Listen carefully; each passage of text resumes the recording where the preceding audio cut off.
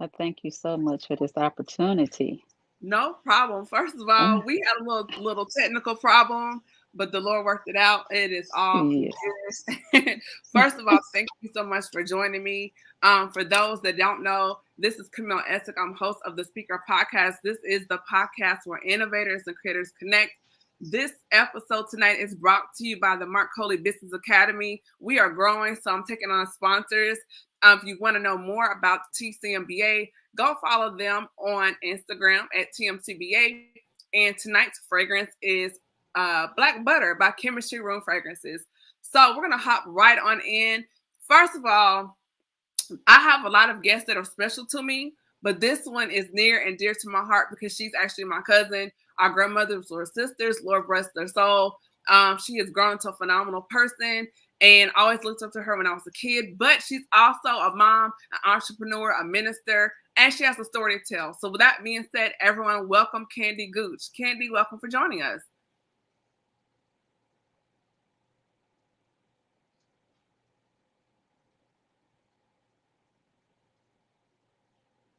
We can't hear you, Candy. I think she's having some technical difficulties, and that is okay. So while she's working that out, we're going to go ahead and get Candy in. With that being said, we're going to have a couple of quick announcements. First of all, Heart and Soul is quickly approaching. It will be here on October 11th and 12th, and that will be here on Facebook Live, YouTube, and Twitch. That is Heart and Soul. And if you don't know anything about it, trust me, this is an event you don't want to miss. This is my third year hosting. This year I have some phenomenal panelists. The panelists will be announced tomorrow. I'm super excited to have these guests. Candy is here. We're going to hop right on in. Candy, let the listeners and viewers know a little bit about yourself. Good evening to everyone. My name is Candice Williamson.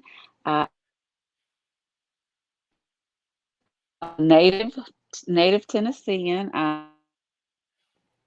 Candy, I you're breaking have up. one daughter. She's 22 years old. I'm a widow, and this marked the fifth year of me being a widow. I'm in the ministry. I've been in the ministry 21 years, and I'm also a member of Alpha Kappa Alpha Sorority Incorporated. All right, D9 in the building. So we're going to hop right on in. Candy, first of all, thank you for joining us here and sharing your journey with us. This is a very delicate issue. A lot of people go through this, but it's not really talked about. A lot of people just, talk about the joys of being married. However, not about, we keep losing her. I think she's having a bad internet signal. Y'all, we are live and things happen. So we're just going to bear with her just a moment. So right there. Hey, can you hear? You're Hey, back? yes, I'm back. Okay, we just need you to stay on now. We're trying to get this story Okay. I because don't know we what's are going live. on. Yeah. Okay. Yeah. So as I was saying, a lot of people discuss the joys of being married, but no one really discusses the other side as far as loss.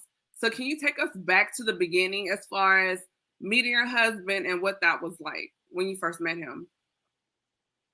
Okay. When I first met him, well, we actually met at a church in Humboldt, Tennessee. It's called Higher Ground. And when I met him, I didn't, nice guy. I didn't really, think anything about, us dating, or being together. And so then we got into, the pastor allowed us to do like a singles ministry. And so, of course, both of us in the single ministry, we would just talk and chat. And I started to kind of, see a little things, or how you sense when somebody's trying to holler at you. But I was like, no, we just gonna be cool. So we went out to dinner, the singles one Saturday night, and so that was when he just let his interest be known, and so we just start dating and just having fun. But even during the courtship, there sometimes because during that time we found out that he was sick. So and we broke up a time or two, but then we ended up, getting back together, and we ended up getting married. Okay. So exactly, okay, yours, we keep losing her. And y'all, I think she's frozen.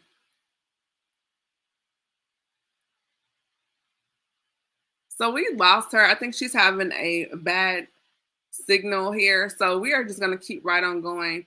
So Candice here really to share her story with us about well, she got married and then she met the love of her life, and then her husband passed away. So we're really here just to discuss as far as that journey from being married to going, being a widow and being single. I think a lot of times people, we, especially for women, we want to be married. We think about it. Some of us do, some of us don't. But then you have this dream person that you meet. But however, we never really discuss, the ups and downs as far as loss and going through the bereavement process and what that is like. I do think it's very important that we hear all sides of relationships. I know a lot of times when I have guests on, we discuss, the relationship, the courtship side, but no one ever really shares light into as far as, dating and then maybe losing a spouse. So as she's working out her technical difficulties, just to kind of backtrack for those that are just tuning in, I'm going to have Candy Gooch on. She's going to share her journey with us as far as meeting the love of her life, then finding out throughout the engagement that he was ill, and then him passing away. That was a very traumatic experience for her. And we do thank her for being, okay, she is trying to get back on.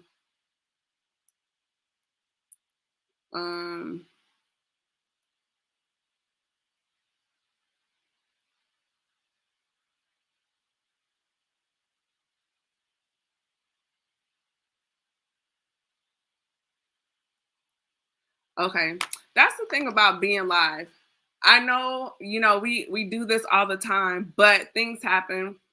And that's the thing about podcasting. It can be very unpredictable, and you do have to learn to pivot. So, you know what? We're going to get through this interview because it's a lot of great content, a lot of great information.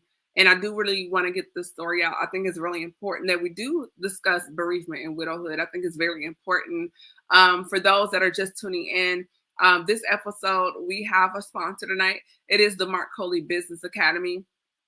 And I'm super excited for what is to come with the other sponsors. I will go ahead and announce the sponsors for Heart and Soul. So for Heart and Soul, we do have the Mark Coley Business Academy, which is for tonight. We also have Lisa Knox. She is the creator of Quick Copy Print. Dream Doer Lisa. She's there on Instagram. Thank you, Lisa, for joining us. We also have Racondius Lynch of the Racondius Experience. He's a phenomenal stylist and makeup artist. You can follow him on Instagram as well at the Racondius or the O Experience. We also have a new sponsor tonight as well out of Charlotte, North Carolina. My esthetician, I really love her. She's a really, really, really amazing esthetician. It is Gracie Ray Beauty. She started out going through Urban Med Spa, and she ventured out on her own. So if you are wanting to get your skin together and to let the glow up be real, I highly suggest you go to Gracie Ray Beauty for all your glam needs. I do totally love her. Thank you so much, Gracie Ray. We also have an announcement as far as the DJ. So if you are a subscriber to my website, then you probably already heard the news. But DJ Spade from Nashville, Tennessee, he's my brother and alum from Middle Tennessee State University. He will be the DJ for Heart and Soul on both nights. We're going to have a pre-party kickoff, a mixer. He's going to hop in. It starts at 7:30. He's going to get it jump started, and then we're going to hop into the event. And then DJ Spade will be back to do the intermission for us because we're going to have a little break, to give everyone time to go to the restroom and get some water, things like that. And we're going to come back in. So he'll be there for both nights on Monday and Tuesday night, which will be October 11th and 12th. That is DJ Spade. If you like to book him for a virtual event or a conference, if you're in person or virtual, go to Instagram and connect with him at DJ Spade right there. And I'll throw it up right now so you guys can get his information. It's right there on the screen. Follow him at DJ Spade on Instagram. I also have another guest coming on next week. If you tuned in a couple of weeks ago, we had a great, great conversation, an amazing interview. the ladies seem to like him and have a lot of questions to ask. And he has a lot of content. He just hit, I think now he's at 50, 51, maybe almost 52,000 subscribers on YouTube. Seals the man. He will be back. That will be next week, October the 5th, right here on the Speaker Podcast. Phenomenal person. We've had some conversation offline, and he has so much information, so much insight. And I really think you guys will get a lot from what he has to say. So I am bringing Seals back next week. That will be October the 5th, 7:30 right here on YouTube, Twitch, and Facebook Live. And then that will roll us right into Heart and Soul, which will be October 11 and 12, 2021, right here on Facebook, YouTube, and Twitch. And then 2 days later, he is back, Khalil Kevon. He is a celebrity photographer and videographer. Looking forward to having him on as well. Let's see. So we're just waiting for our guest to come back. Let's see.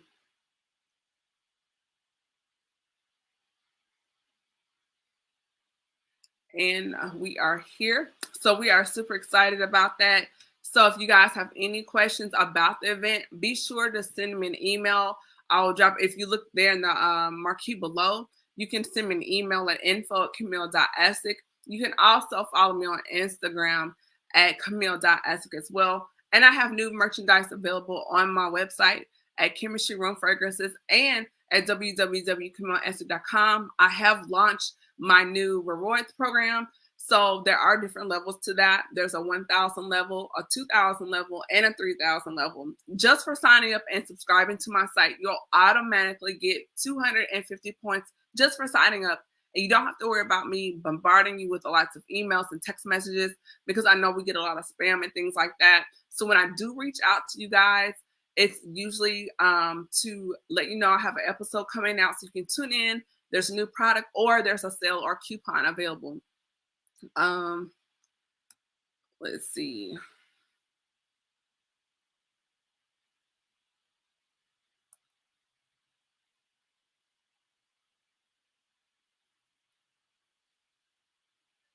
So we are live right here. My guest, she's having some technical difficulties, so we're just being a little patient so she can come right on in, and then we're gonna get her on. So let's see. Trying to get her in the room. She had some little device issues. And hopefully we can get her in. And I want to thank you guys for being patient. Podcasting is not always the easiest thing to do. You do have hiccups and you do have to learn to pivot. So if you're not a person that is very flexible, or if you don't have a lot of patience, this may not be the lane for you. You really do have to know how to take your time, because even when you think you know your systems and things, your guests may not be familiar, and you really, really have to give them the grace as well. And I think that's another great conversation that we can have for another time, as far as when you're having moments like this and you are live and you have guests. Hey, things happen, and sometimes you just have to kind of hang back. So hopefully we can get Candy back on. There she is. All right. And that's the thing about lives. We can always start over. It's okay. Okay. I don't know what was going on. Hey, things happen when you're live, you know? Okay. All right. So take it from the top. You were telling us about when you met your husband at the singles ministry. Jana said, yeah, she's back. Yes, you are. So tell us a little bit more about, who he was, what was his name, what really drew you to your husband? Okay. His name was Harold Gooch. He was a really kind man. He worked really well with children. But I think what attracted me the most was him being in, being a Christian, being saved, being in church, and actually dating somebody that was in church as well. So, understood the importance of, having a relationship with Christ. So that was one of the things, that really drew me to him. And then he was very family oriented. Okay. He loved to travel. And so just, an all around good guy. He was a teacher, physical education teacher for, I think, 27 years.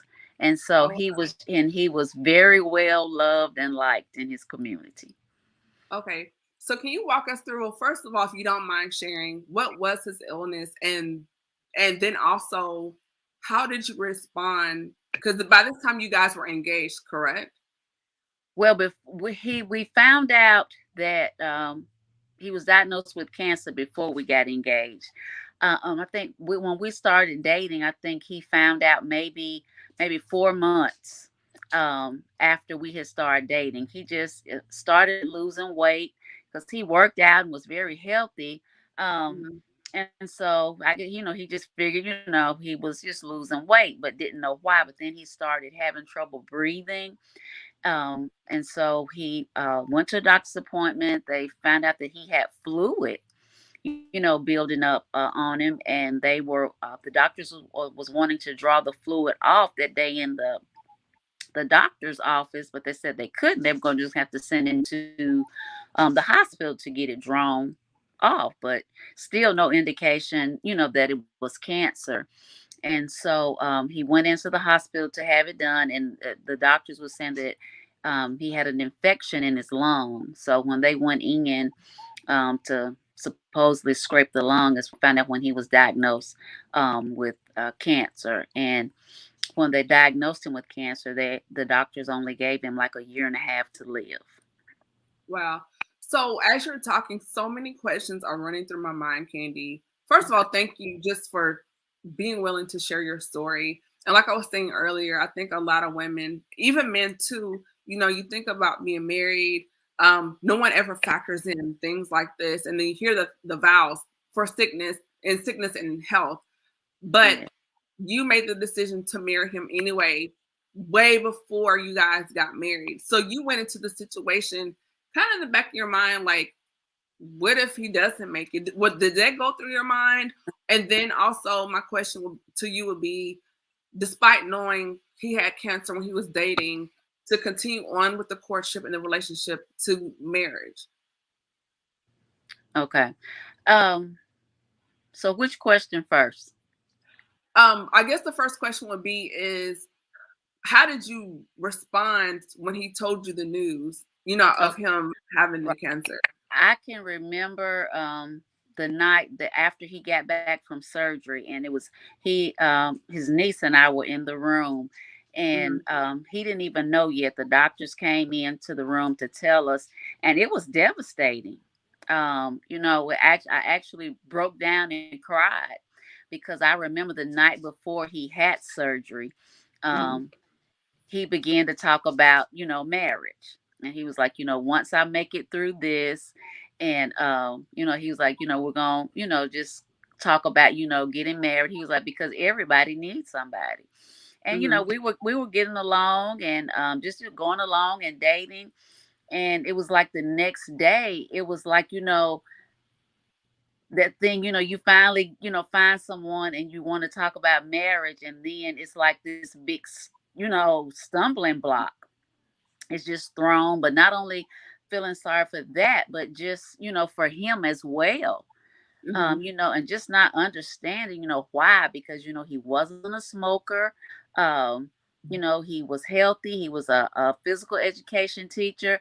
And so, yeah, Mm-hmm. it was just, it was heartbreaking. And I Yeah. remember that night, um, just saying, I wasn't going to leave. And so I ended up staying there at the hospital, in the ICU waiting room, staying there. And just so, because it was just so devastating, you know. Um, Because it seems like everyone cannot handle that. Everyone is not built from that for that. And it seems like some people in the relationship go, hey, you know what? I didn't sign up for this. This is too much, and would have walked away because they would be like, well, we're not married. We're not even engaged. I don't even have a ring on my finger. I'm not invested. So what Right. made you really want to invest in this situation with this man in this relationship when you weren't even engaged yet? Right. Because like I said, we had started dating. We enjoyed each other's, company. And like I said, the night before he had surgery, we were talking about, getting married, after he got through this. And I Mm-hmm. just felt like I already had a bond and I had a connection, Mm-hmm. with him. But while he was in the hospital, I was in before when he first initially went into the hospital. I was in Florida in Disney World, and I'll never forget it. Um, because it was like, when you're dating, sometimes you have your little arguments or somebody says something. I was like, I don't know, but I did really like him. But I woke up one morning and Joyce Myers was on and she was talking. And I know that I heard God say, don't leave. Without a shadow of doubt, don't leave. And so, when I, got back, but while I was in Florida, we didn't know that it was cancer. It was just fluid buildup. So once I got back, that was in December. We got back like at the end of December, and I went to the hospital. So he was, having surgery, like that next day, next week or so. Anyway, and that's how we found out. But even still, then we just thought he was in the hospital to be able to get the fluid drawn off. And I think he had to have the fluid drawn off a week because it was that much fluid in his body, and not knowing that it was cancer in the body that was making the fluid to be able to produce. So yeah, and when I walked in the room, because we were talking, back and forth constantly while I was gone. Then when I walk in the room, it's a big machine and tubes are just a tube is plugged into his side, and where it was constantly just pulling all of the fluid off of him. But he was still, up, in spirit, just thinking still, we're gonna get through this. And we just kept on, going. But I'm that type of person that once I'm with you, I'm with you. We're gonna deal with it. We're gonna hang in there. We had already, got to the phase where we knew that we loved each other. Wow. And so, and that's just what, I do it.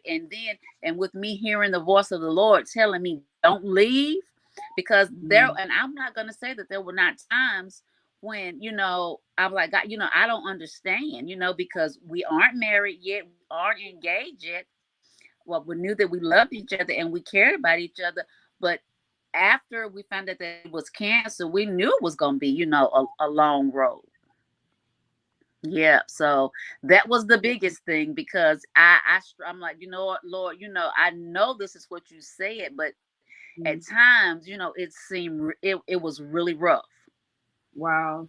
So that, Candy, that is heavy. So then going from that moment, can you then take us to when he proposed to you and what was going through your mind, like what that situation was like? Okay. After, like I said, with him being diagnosed, with cancer, Mm-hmm. he went, when he was discharged, he went to his sister's house. And so, I would go back and forth and, be there just to help. But then he also had a tube in his side where the fluid had to um, be drawn off like every other day. And so I learned, how to, help to do that. It was a couple of, people that learned how to do that just to help him. And so when he had that tube, he was like, I don't want to get married with a tube at my side. He was like, when this dries up, he was like, when this tube gets taken out, You he know was how like, men are with their little ego. right. So he was like, then, we'll get back on track with us getting married, because I was like, I'm here, why we not married before then? But, so we had our little back and forth, about that. And, even to the point where, there was a time or two where we even kept a distance, for a little while, but it wasn't long, maybe a week or two.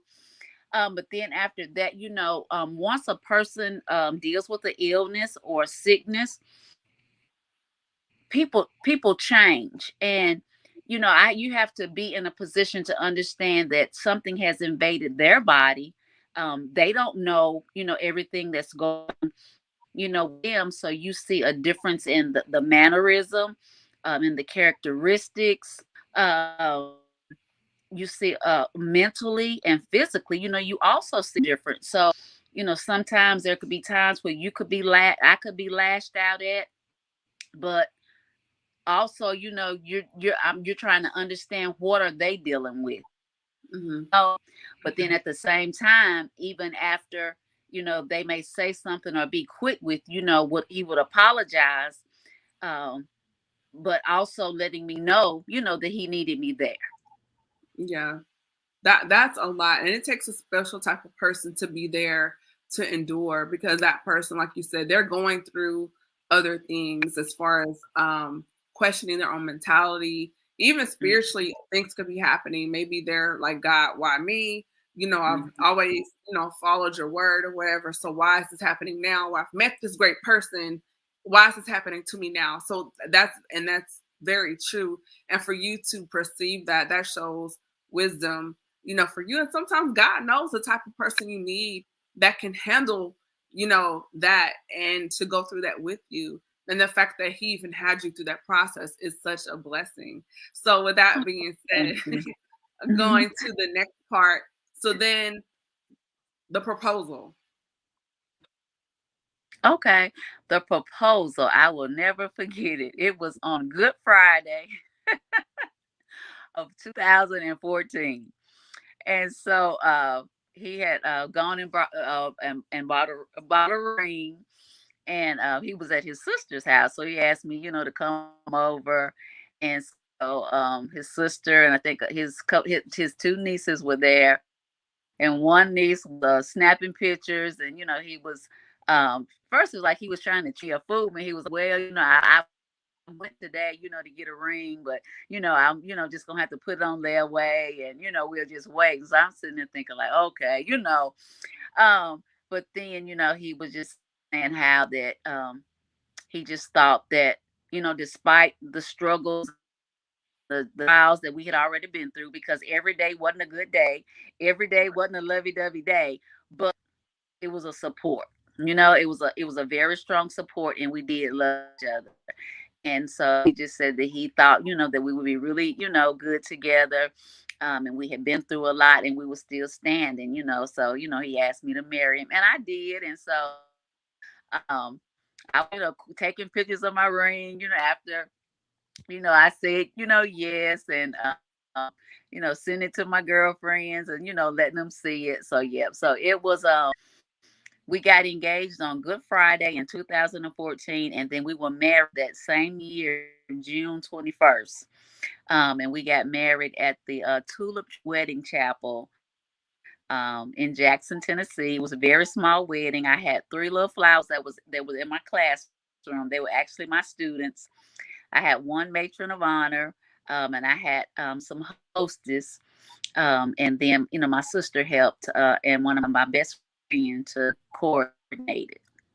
And see, I remember that because I was coming back from deployment and I was on Facebook and I was like, oh, Candy got married. And I was like, who's marrying my cousin? Wait a minute. Who was That's like, right. who this man? Like, who is this guy? And I never got to meet him because I was away in the Navy at the time. But just from afar, I was just like, who is marrying my cousin?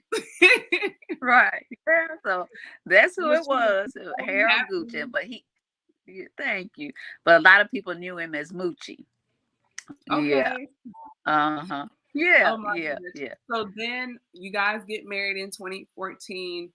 So health wise, where was he at that point? And then what led up to his health declining? And then and where were Okay. you like emotionally throughout that process? Process. Okay. Um, okay, after and I had seen him. I called him Gooch. I had seen him get really sick and bounce back so many times. To honestly, I guess someone could, but I was in denial Right. because it was never my thought to honestly say that I would lose my husband. Right. Because, I've had comments before, that was said to me, oh, well, you knew he was going to die, but the word of God says that all sickness is not unto death, and Mm-hmm. I thought that was a very rude comment, to say, because on the, underneath, what are you really, trying to say? But all sickness is unto death. So I saw him be down and he would, you know, get back up. And so that wasn't really, I really didn't think about it. Now, as far as, um, a husband's security, or when a man gets sick, I think it really plays an emotional part, a mental part, because, am I enough? Is there somebody else? Will there be somebody else? And I Yeah. think, And then the those were men, some. they want to be the provider. They have this mindset Right, of being the provider, the protector. So I can definitely understand that. right. And so, even the judgment, as far as me, and, and just having to, constantly be like, there's, nobody else in my life, I met you, and, we're together. So, just constantly, there was some struggles, with that. Um, but like I said, we would still try to have, I guess, as healthy of relationship, as possible. Still, having a date night, going out, just trying to travel, and do different things, when we could. So, but yeah, there was some good days, there was some rough days, and there was some very ugly days, Hmm. through this process. Okay. Yeah, but And so even then going from there to him passing away.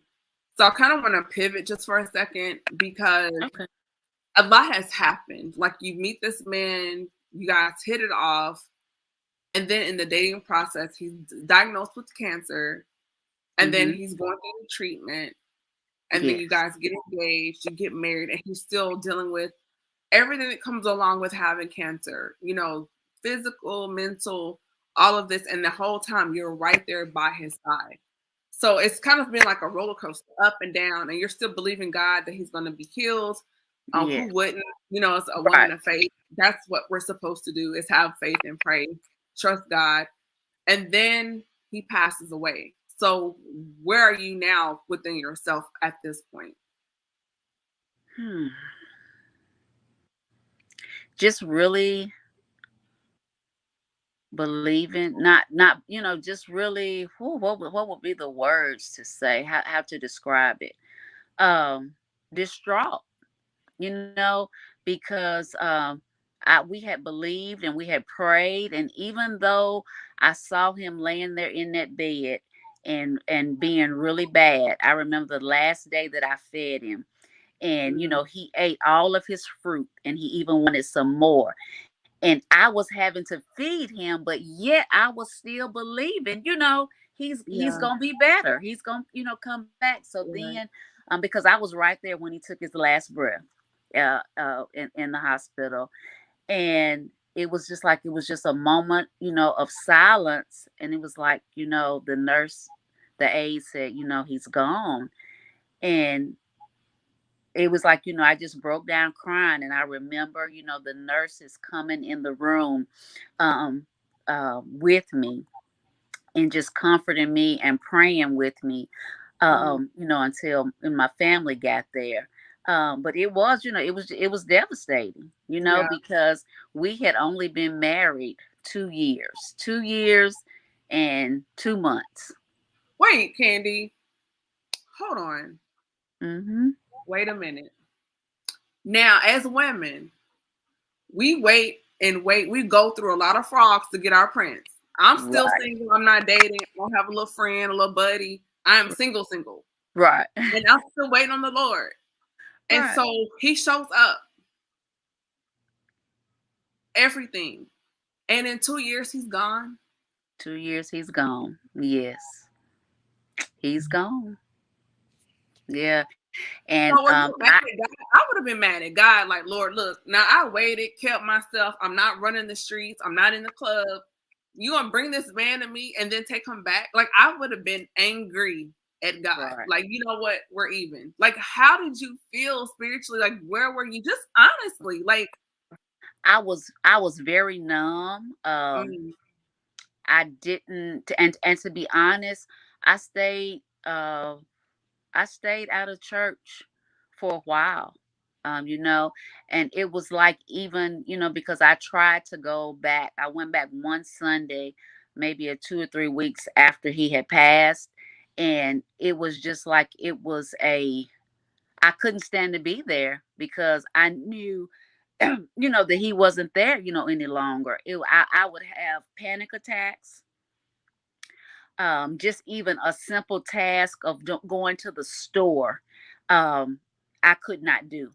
If I needed something, I would have to run in the store, run out, or not go. And then there were times where literally just to get grocery, I would go at least 20 miles away because I didn't want to bump into anybody. I just didn't want to have that conversation, but I was numb. And I could just remember some days just sitting in my home, in the recliner, and I would just weep and I would just cry because I didn't understand. And it was some days I didn't want to get out of bed. Um, I went through what was called a widow's brain, where you remember nothing, you're forgetting everything. I would be driving. So I remember one morning driving to work, and it was just like I was in a trance. And I remember telling my dad I didn't even remember driving and getting to work. mm, So it was an experience that I don't wish on anybody. mm, I don't. And then I felt lonely, um, and lack of support in areas, um, and especially like with my church family, because we were faithful members at our mm, church, and not anybody from the church, came by my home. I didn't get a phone call. The I did talk, with the pastor, um, mm. but just as far as their support from the church, no, I didn't have that. Can we talk about that for a second? And I'm a preacher's kid, grew up in church, and we're not here to bash church, but we are here to have Right, some real conversation.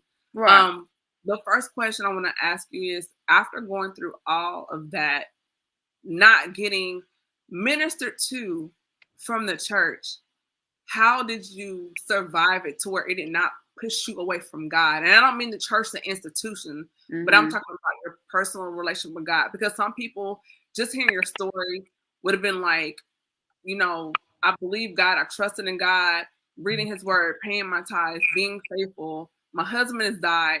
The church has left me hanging. I'm depressed. I'm heartbroken.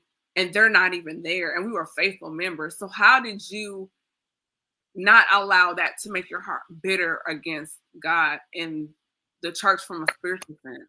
Hmm. Oh, I was bitter. Okay. I was hurt. I felt let down. Um, and I just went through a phase there. I think at one time where I was numb. I think from disbelief of, this is, I have lost my husband. Hmm. Um, and then, the lack of support. So yeah, there was a time where it was just like, how sometimes when you don't know what to say or how to say, all you can do is just say Jesus. I had those type of days. I had those type of days where I just didn't really even, didn't even want to say that. Just being for real, because it's like Yeah. you have so many emotions. Um, and it's like just trying to gather yourself to try to grasp and try to understand, because we know that we all have a day when we're gonna have to leave this earth, but Right. we think we have more time. And that's what, honestly, what I thought. We had more time, here together. We had plans to do things, and it's like now everything is gone. So some days it was just good for me to be able just to get up, just to be able to go and wash my face, brush my teeth, take a bath, and try to change some clothes and just to sit, sit down. So even with the church, going back to that, could not have, even if no one doesn't have the words to say, maybe just to even come by and just sit with you. Would that have, just to have somebody even physically there, even if they can't, give the right words of encouragement, maybe, hey, just let me help you around the house, cook a meal. I'm here, just to even just be there. Would that have even helped in some way? Right. Now, talking with my pastor, and I told him at that time, I told him, the things that I was feeling. And, he apologized to me. And after then, he would meet with me, and talk with me. But I never I'm talking about the pastor. I'm talking about the members, like other people. Yeah. I'm getting to that too. Okay.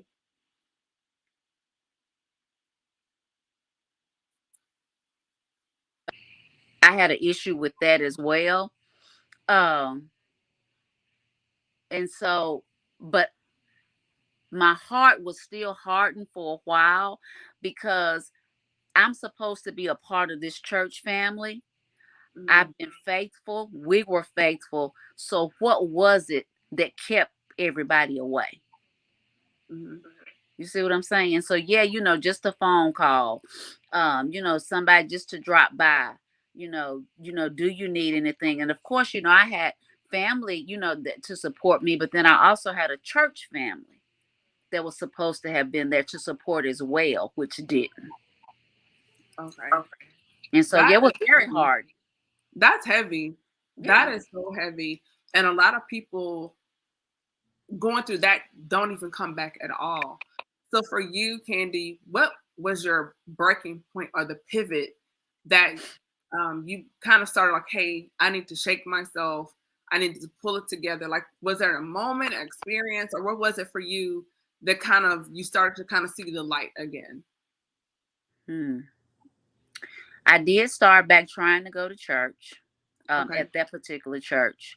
But when I did, it just didn't feel right. And then to be honest, I was still dealing with, why am I here with people that I don't really feel like that care about me, that don't care about this major loss in my life. Right.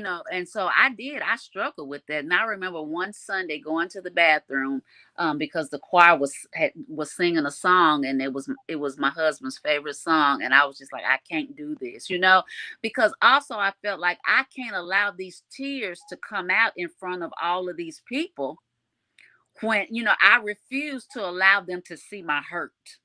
If I'm going to be here, I'm not going to allow you in to my hurt. So I left and I went to the bathroom, and I cried in the bathroom, and it was a member in the bathroom.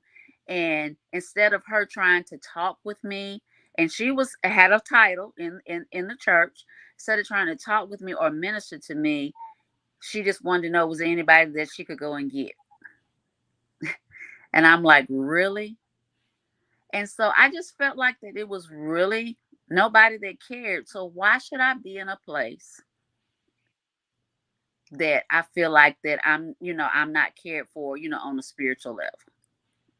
That's so important. I think, and sometimes it takes those situations to see, because we can get so complacent in ministry that we don't see the gaps or the blind spots, whether it's through the bereavement, ministry, or maybe for someone that's gone through a transition with the correctional system, or single moms, or divorce, or homelessness. Like, we have to do more than come to church, shout, speak in tongues, pay our tithes, and eat some chicken after in the fellowship hall.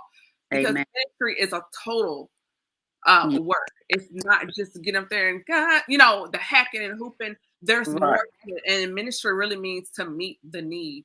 Whether if it's you needing words of comfort or encouragement, or if someone needs insight, having a home buyer's course because they want to purchase a home, or having a GED program so they can provide for their family. There's multifaceted. And I think with ministry, you really have to kind of take a survey of your congregation and say, what do we need here? We might not be able to provide everything, but look, what do we have here? What are the resources? And then how we can provide those things. And then two, I think it's also important that ministries have someone that's trained, a trained counselor for grief counseling, because a part of grief is a part of your mental wellness.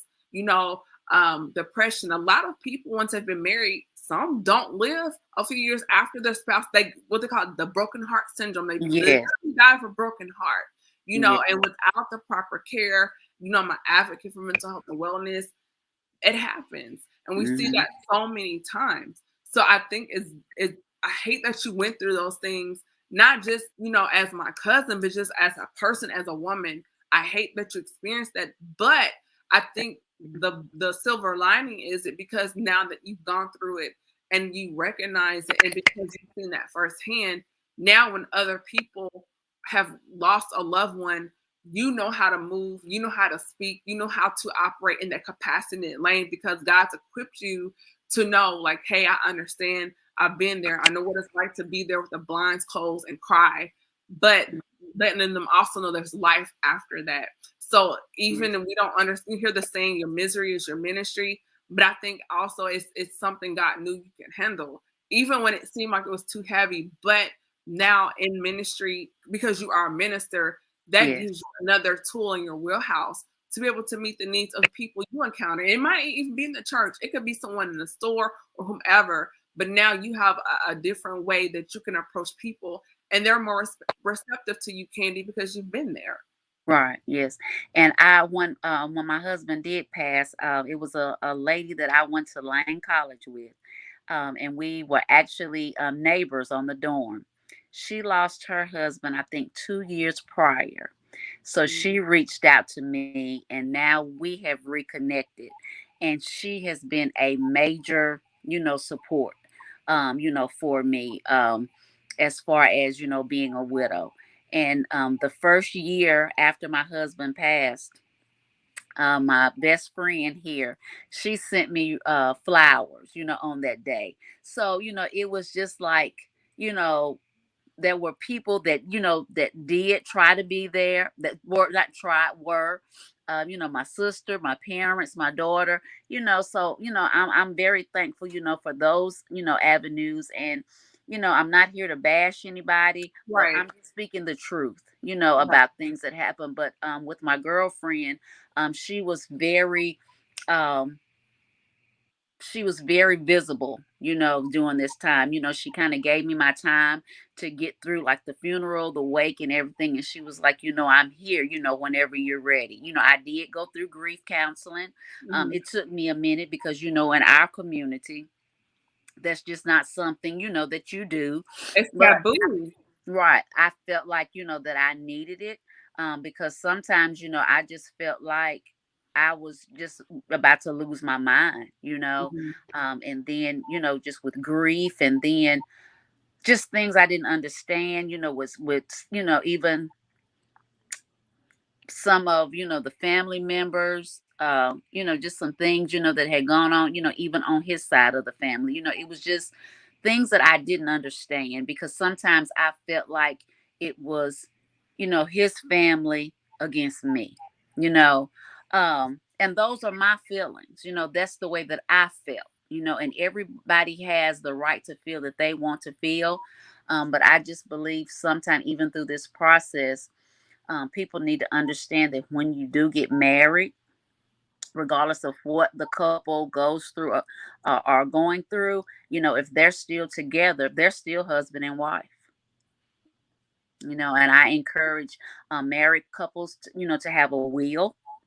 I encourage married couples to be on each other's bank accounts, whether you use that bank account or not. In the event that something does happen, that your spouse will be able to go to that financial institution and to be able to handle business.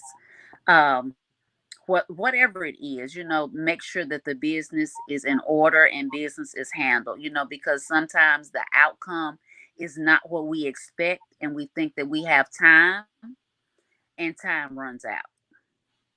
That's and that is another conversation. Just Um, and I've had, insurance agents on before, discussing the importance of life insurance, a Mm-hmm. will, having those things in order to protect your family, because it is so important, because life is unpredictable. We Yeah. think about marriage and the joys of it, but marriage there's a business side to marriage, and the Mm-hmm. fact that you brought that up is very important. So thank you for that. So where you are now, as far as you did the grief counseling, um, dating again. I've heard some people, when they attempted to do that, they kind of felt like they were cheating on their spouse, even though they were no longer here. Did you ever have that sense of guilt, like, man, I want to go out, or should I? Like those questions. Have you ever experienced that before? Right now, I have not dated since my husband passed, and so that was 5 years in August. I've often thought about, how it when he first passed. I was like, I'll never date, I'll never get married again. I'm at the point where now I could maybe possibly go out. As far as marriage, I really don't know. Um, I remember one homecoming 3 years ago. I was with my sorors, and we went out to a party. And so we all, were walking, in at the VFW, and one of our friends was on the mic, and he just started calling my name out, just giving me shout outs, and my heart fell because in my mind, I still was married, even though my husband had been deceased probably 2 or 3 years. And the feeling that went over my body, and I just felt like it was so disrespectful, and he probably meant no harm by it, but our line was coming through, and we were celebrating our 25th anniversary for our sorority. And that it just did something to me, and I felt like that was, me cheating, but my husband was no longer here. And I know it sounds crazy, but No, it doesn't. Like, I hear it. I've heard it before, but it's just like, okay, so why would you feel that way? I guess because it was another man, saying my name. Mhm. And you just don't do that. And I think sometimes people don't realize, even though you're not your husband, or wife is deceased, there's Mhm. still a process that you have to go through. And even though he could have been doing it in a joking manner, Yeah. it wasn't, because I'm still in that healing, in that grieving process, and then for another man just to be yelling my name out, over in a building, at a party, it just felt disrespectful. Yeah. Wow. I can only imagine. So with that Yeah. being said, we've covered so much tonight. First of all, thank you just for trusting, my platform and the audience, just to share your story with us. I know it cannot be easy. I'm sure it has not been easy, going back to those memories. So thank you Right. so much just for, coming here, because I think it's important that all aspects of relationships and wellness is covered. And grief is one of those things. So thank you so Yes. much for joining us here. And with everything that you covered tonight, Candy, what would you say are like three major takeaways for anyone that may have lost a loved one, um, or they're going through the grief process? Like, what would you give to them? Three takeaways. Um, for one, take your time. Don't let anyone rush you into doing anything that you're not ready for. Whether that's going out, whether it's having family, friends over, trap, whatever it is, take your time, take care of yourself. That's the most important. Number two, um, keep your circle small with the people that you know that honestly care. And three, get in some type of support group, some type of counseling, um, and spiritually as well. But those, I think, would be the three things that I would say, as far as the takeaway. And then even as the husband or wife, know your place Mm, and and stand your ground. very good. Yes. Thank you so much. So Hmm. for those, if there's anyone watching, and if you don't mind, Candy, you can connect with her on social media if you have questions or just guidance on how to get through grief and losing a loved one. And she can also direct you to other resources that she may have used in her area. So with that being said, Candy, where can people connect with you on social media?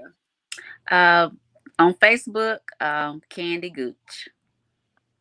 They can go, yeah, and just send me a message through Messenger or either on Facebook, and that's where I can be reached. Thank you. And Right. we do have a message to you from Jenna King. She said, your story was so humbling. Miss Candice, thank you for sharing and being so vulnerable and transparent with us. Thank you, Miss King, for tuning in tonight. Oh, thank you, Miss King. So yes, and I like to thank you so much, Camille, for having me and allowing me to be able to just voice my views and my experience, as being a widow. No problem. I believe in communication. I think we all have the right, our voice um, has a right to be heard.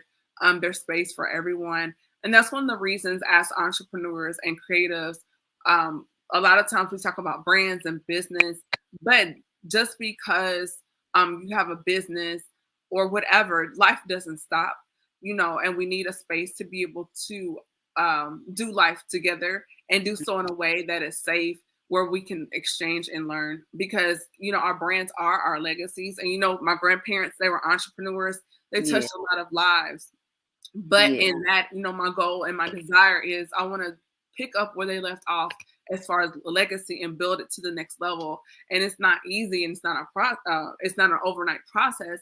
But in the midst of that, Candy, and to those watching, I still have experienced life.